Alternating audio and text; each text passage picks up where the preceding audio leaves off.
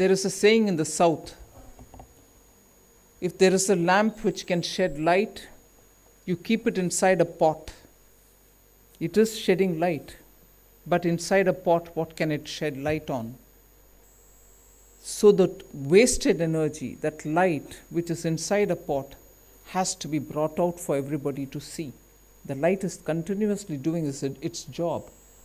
But that's exactly what My Home India, under the leadership of Sunil Devdar, has actually done. Quietly, without making much of a noise,